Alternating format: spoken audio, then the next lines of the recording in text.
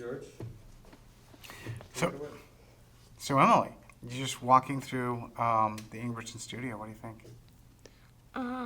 I think it is pretty cool. It is a once in a lifetime experience. You know, a lot of the people in my class don't get to go to a painter's studio and watch them paint. Mm-hmm. And you're watching them. You're watching Paul paint Laurel, and it's a really, really big canvas. It's pretty neat to actually see him like go from a blank canvas all the way up. Mm-hmm. But you can't really see what he's doing yet. You can see the color, but Yeah, well, when we went to the guild, you said if you're far away, you can really not see the colors. But when you come close up, you can see that there's more than one colors. And when I was actually far away walking, I could actually start to see Laurel on the canvas. you know that Laurel is actually. We're actually here at the studio. They're teaching from one of the from Paul, who was actually taught by one of the other presidents of the Guild of Boston Artists, who was taught by other founders and members of the Guild of Boston Artists who came from the museum school at the Museum of Fine Arts.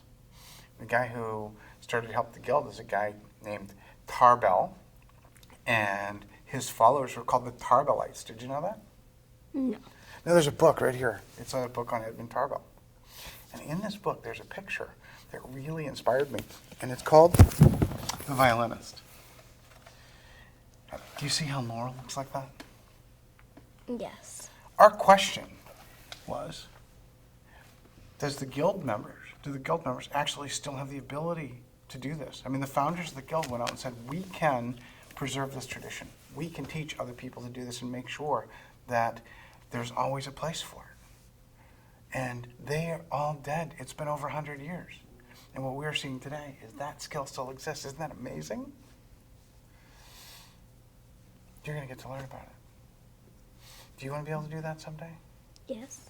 Wouldn't it be neat if other people like you could do that? Yes. If it wasn't for people like Paul, the tradition might be lost. The first time I came in here, was like completely wowed. Tell me what it was like, that feeling of coming in and seeing all of the beautiful art. This is some of the best art I've seen. When I came in, I was kind of a little shy. I wasn't I was just going to kind of keep my head down and just walk. But then I actually looked, and then I saw how beautiful the paintings were, and I saw what he is teaching other people to do. You and I spent some time a couple weeks ago walking through a store looking for art, looking for things that might have been from members of the Guild. And you saw a piece of art on the wall, and you said something that made me laugh. Do you remember what that was? I can do better than that. Really? Are you a little artist? Yeah. Yeah?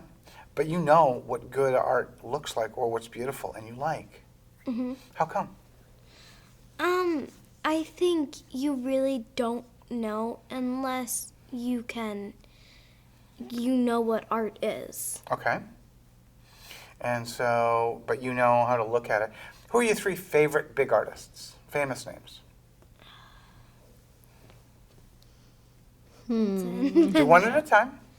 Vincent van Gogh. You like Van Gogh? Who else do you like? That's all I really know. That's all you really know? Who's the artist that your dad has a lot of paintings from or prints from? The really crazy looking ones. The TARDIS one? The TARDIS one, that one's actually a like or after Van Gogh. But do you remember that? You told me that there's a picture you see all the time that you really like. Do you remember the name of that picture? The Mona Lisa? The Mona Lisa. Do you know who did the Mona Lisa? No. Who?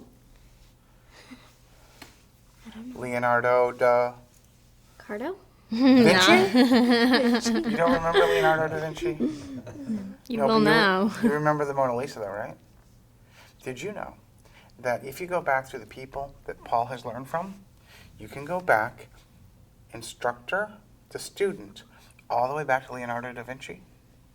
The same type of techniques, the same training The same stuff has been preserved from instructor to student all the way down since before Leonardo da Vinci. And that's what we're seeing right here in Paul's studio.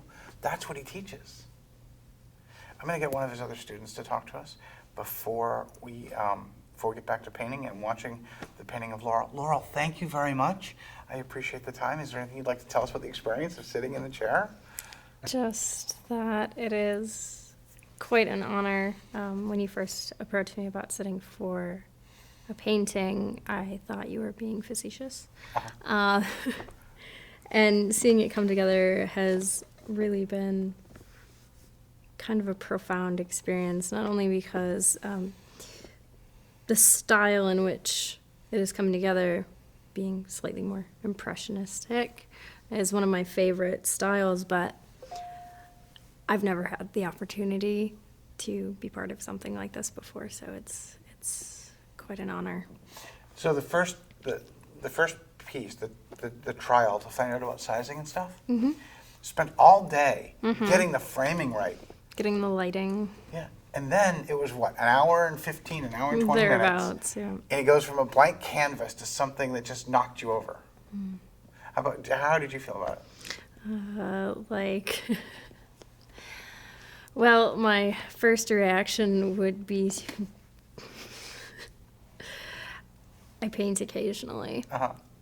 Poorly. Yeah. Now that I have seen that, I feel like I should probably get a little bit more involved than I am. So it's inspiring. Do you know that Paul tells me that 5,000 hours or so, anyone can learn to paint like that? It's all technique. It's all training. It's education. It's not that you're born with a genius. It's study and figuring out how to see and how to actually represent the colors on the canvas. It's like lifting weights. If you put in the time, you can get the skill. Doesn't sound like you should, at least come back for a class? Probably. Just a little. Excellent. Well, thank you very much. Thank you.